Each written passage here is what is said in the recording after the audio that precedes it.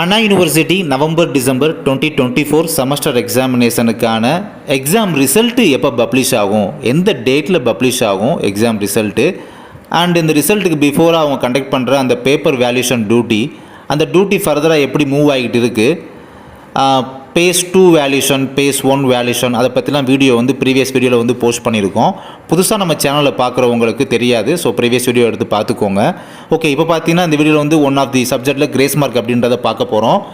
எந்த சப்ஜெக்ட் பார்த்தீங்கன்னா optical communication and network. ஓகேங்களா, இந்த சப்ஜெக்ட் தான். அதில் வந்து பார்ட் ஏல ஃபஸ்ட்டு கொஸ்டினுக்கு கிரேஸ் மார்க் கொடுத்துருக்கதா இன்ஃபர்மேஷன் நமக்கு கிடச்சிருக்கு. அண்ட் இதே ஆப்டிக்கல் கம்யூனிகேஷன் அண்ட் நெட்வொர்க் இதே சப்ஜெக்டில் பார்த்தீங்கன்னா அதே பார்ட் ஏலேயே 8th கொஸ்டின்ஸுக்கும் பார்த்தீங்கன்னா கொஞ்சம் இது கரெக்ஷன் பண்ணுறது வந்து கொஞ்சம் லிபரலாக தான் கரெக்ட் பண்ணியிருக்காங்க. அண்ட் கிரேஸ் மார்க் அந்த கொஸ்டின் சொல்லிட முடியாது, பட் அந்த 8th கொஸ்டின் வந்து கொஞ்சம் லிபரலாக கரெக்ஷன் பண்ணியிருக்காங்க. ஓகேங்களா. அண்டு பார்ட் ஏல ஃபஸ்ட்டு கொஸ்டினுக்கு கண்டிப்பாக கிரேஸ் மார்க் ஃபுல் மார்க் அப்படின்றது கொடுத்துருக்காங்க. ஸோ இந்த மாதிரி இன்ஃபர்மேஷன் அப்படின்றது கிடச்சிருக்கு. அண்டு சப்ஜெக்ட் கோடு வந்து பார்த்தீங்கன்னா ECE 345, கொஸ்டின் கோட் நம்பர் பார்த்தீங்கன்னா 40578. ஓகேங்களா.